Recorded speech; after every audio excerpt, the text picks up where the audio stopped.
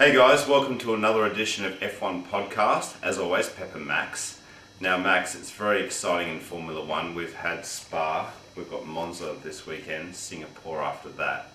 We've had the FIA hearing with Ferrari. So there's plenty going on as usual, Max. There's lots happening. Certainly is, mate. Yeah. Let's maybe just quickly talk about Spa. Disappointed to see Mark get bogged down off the start, but thankfully it's a short run down the straight into the first right-hander. But well done to Lewis Hamilton for winning the race, and great recovery from Mark to come second. Mate, there's a few things for me from Spa. First of all, I love seeing the cars running around Spa. It was great. The second thing was Lewis took the lead in the World Championship. Yeah. And the third thing was, of course, that incident between Vettel and Button, which has been hogging the news immediately after Spa anyway. And I actually did laugh out loud, Max. A lot of people write LOL. I actually did laugh out loud when he did that. And I feel sorry for Jensen. I mean, and Jensen was shattered, and rightly so. But I just thought... some people are saying crash kid, Max, and he's starting to get a little bit of a reputation for this.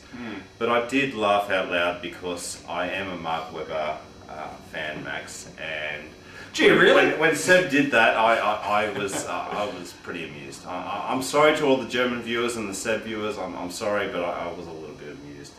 Oh, it was an accident that never had to occur. Let's be honest. He not only took Jensen out, but he took himself out effectively as well, and it just shouldn't have occurred. And you can't. I've heard people say, "Oh, it's a rookie mistake." He's not a rookie. It wasn't a rookie mistake. Yeah, he's young, but he's not a rookie. Exactly. It was a very impetuous move, and yes, I know it was wet and all that sort of carry on and the like, but. I haven't heard anyone, either current or ex-Formula One driver, turn around and say that accident wasn't avoidable. Of course it was. It was a stupid move, and he's now finding himself further back in the World Championship. Yeah, it was a shame, and it was a shame for Jensen as well. I mean, it was just one of those things that happened in Formula One, racing incident, whatever you want to call it.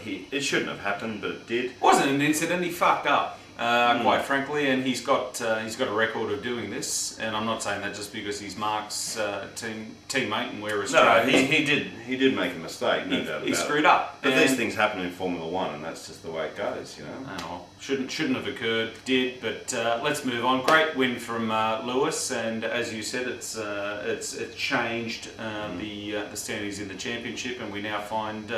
Lewis with 6 races to go, leading the World Championship and leading Mark Webber by 3 points. Moving on to Monza as well, the fastest circuit in Formula One in terms of average speed. I love Monza. It's great. I've been doing a lot of Monza laps after our video from the other day where we did some Monza laps, and I just love it, Max. And Lewis has got a lot of straight line speed with that McLaren. There's some conversation about the F duct and who's going to use it, including McLaren.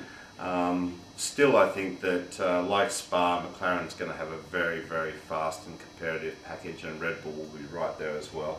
But yeah, mate, great to see us at Monza. The Tifosi, I always love seeing the Tifosi in the stands, mate. Isn't it great? So no pressure on Fernando and Felipe this weekend. No, none. Yeah, exactly. Yeah.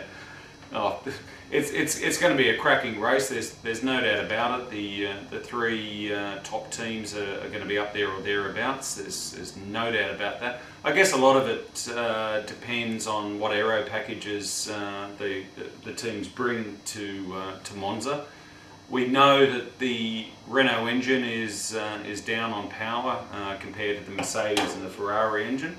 So I guess the guys back at the Red Bull factory will have been poring over the data for their aero updates for this race, as will all teams, I guess. Yeah, trying to squeeze as much straight line speed as they can. But traditionally, I guess this is not a Red Bull track. Whilst they've had Renault power, although a great engine, it's probably not going to suit them the best. Yeah, I agree, Max. I think the last few Grand Prix definitely in the calendar, but Monza not so much. But Red Bull need points this race, don't they? Salvage as much as they can, absolutely. Yeah. And we could be surprised. We could have a Red Bull winning the race. I mean, they've proved that they're very quick this year, of course. But to me, it's more suited to the McLaren Mercedes and the Ferrari engine this weekend. All right, guys. Well, we're going to give our tips. So my tip, first of all, is Lewis Hamilton to win the race. I just think that the McLaren is going to have plenty of speed down those straights, and overall just get the Red Bull. I don't think it's going to be a huge win from Lewis. I don't think he's going to destroy the Red Bulls, but I think Lewis will win. And then I'm calling after that 2 Red Bulls. So Vettel in P2. He's been very quick in practice and leading up. We're doing this video before qualifying, but he's been very quick so far. And then Webber in P3. So 2 Red Bulls and McLaren to win, and therefore I guess Lewis to extend and still be very strong in the championship. Okay, interesting. Like you, I've gone for Lewis to win the race. I think that the top speeds, the McLarens will get down the straights, and the fast corners will be a little bit too much for the Red Bulls of Webber and Vettel. Yeah. I'm picking Fernando Alonso to come second. Oh, first you'll love it, mate. Home ground advantage. I wouldn't be surprised actually to see Alonso win the race, but home ground advantage, and Ferrari will have been throwing everything possible on the car at this race. So I wouldn't be surprised. They're there or thereabouts. And in my P3, who have I chosen? I've chosen Mark Webber. He's got the momentum at the moment, as far and a very strong car. As far as both Red Bull drivers are concerned, but we can never discount Sebastian Vettel being on the podium, I guess. But I'm picking Webber. I'd like to see him take the fight up to the McLarens this weekend, and for all intents and purposes, he'll do just that. Alright guys, leave us your tips in the comment section of this video. We'll be commenting as well before the Grand Prix, so we'll leave some comments on this video. And we're going to do another video straight after this and talk a little bit about the Ferrari situation. Max, it was on our list, but we skipped it. We skipped it, so we're going to do that next video. So we'll see you soon for the next video. Okay guys, bye. Bye.